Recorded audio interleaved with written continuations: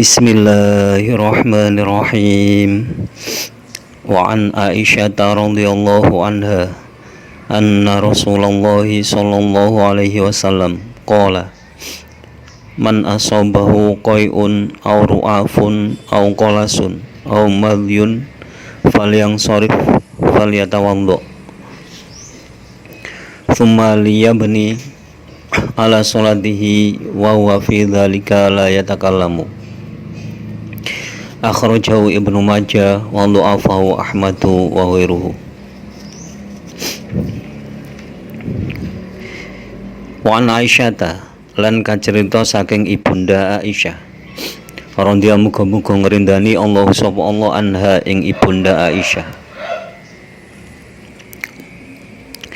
Anna Rasulullah sallallahu alaihi wasallam setuhune Kanjeng Rasul Muhammad sallallahu alaihi wasallam qala iku dawuh sapa Rasulullah rupane dawuh man utawi sapane wong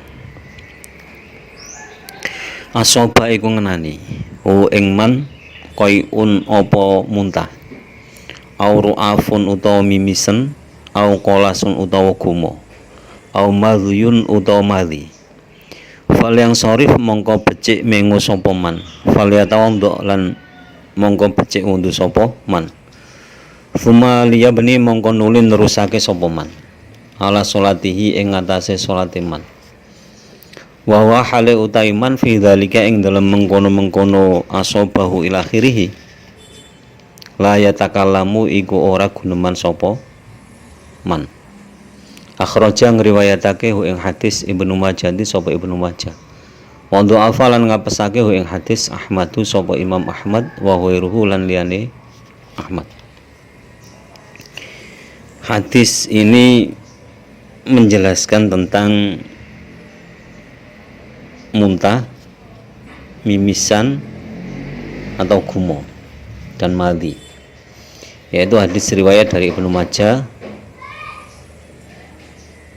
dan Imam Ahmad yang lainnya itu menganggap hadis ini lemah.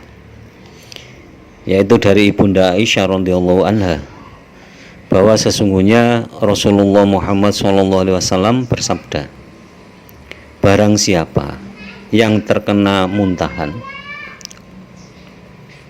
atau mimisan atau gumo, apa istilahnya itu ya, gumo itu yang muntah tapi tidak sejenis muntah.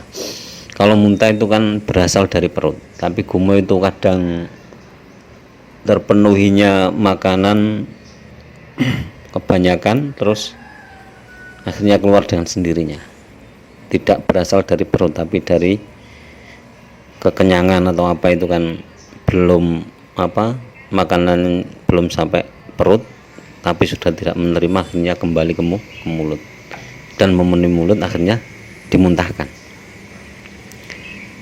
Kemudian madhi itu wujudnya putih, biasanya keluar setelah buang air kecil atau ketika kecapean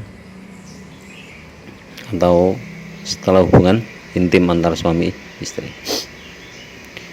Maka ketika seseorang mengalami hal itu, yaitu muntah, mimisan, gumo atau terkena madhi, itu fal yang sorif, maka hendaklah meninggalkan sholatnya dulu, kemudian berwudulah lagi.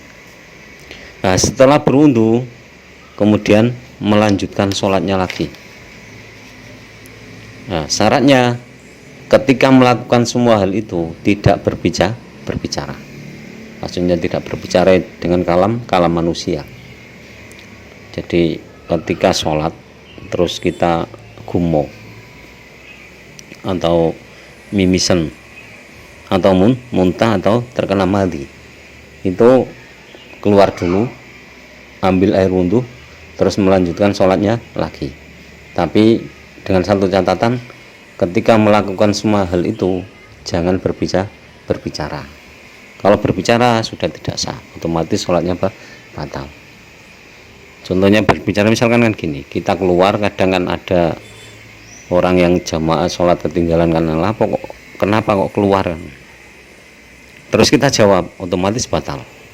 jadi tidak bisa melanjutkan sholatnya, ya mengulang sholat dari awal. Tuh. Jadi hadis ini menunjukkan bahwa hal-hal yang tersebut itu menganjurkan mengulang wudhunya lagi.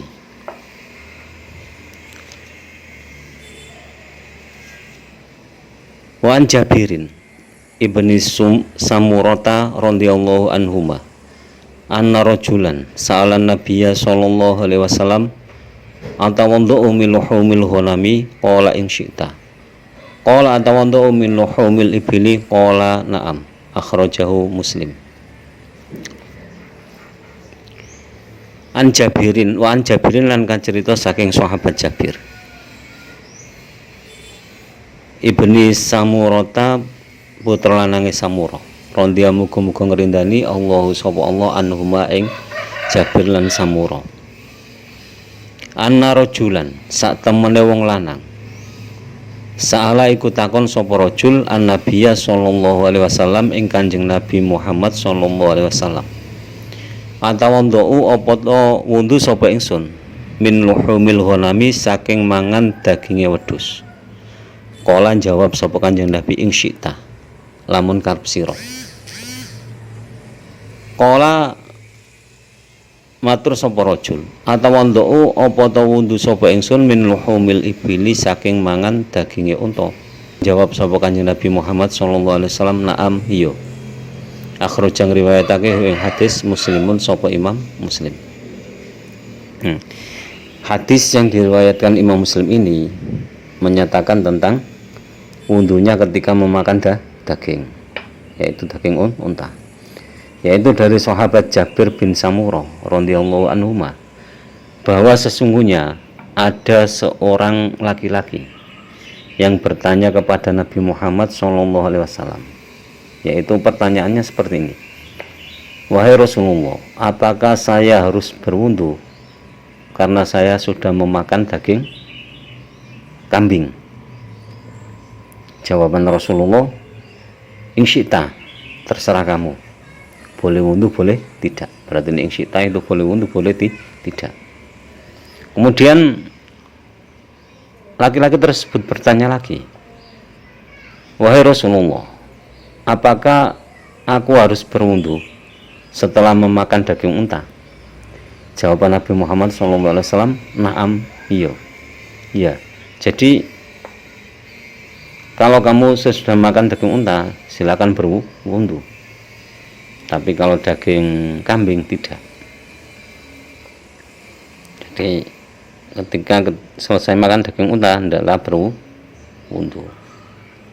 Ini dasarnya. Jadi kalau makan daging kambing tidak apa-apa. Kalau sesuai teks redaksi hadis ini berarti makan daging sapi ya tidak apa-apa. Karena di hadis ini hanya unta, na'am, unta. Jadi hadis ini menunjukkan makan daging unta, daging ibili atau daging unta itu membatalkan wudu. Nah, ini mazhab Imam Ahmad.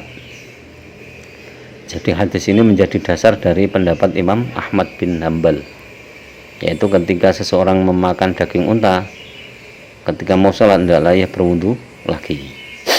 Tuh. Demikian penjelasan tentang qai, ru'af, qolas, dan anjuran wudu setelah memakan daging unta. Semoga bermanfaat fi dunya wa dunya wal akhirah. Wallahu a'lam bishawab. Allahu wa rasuluhu a'lam. Akhirul kalam, ihdinas siratal mustaqim. Wallahul muwaffiq ila aqwamit thoriq. Wassalamualaikum warahmatullahi wabarakatuh.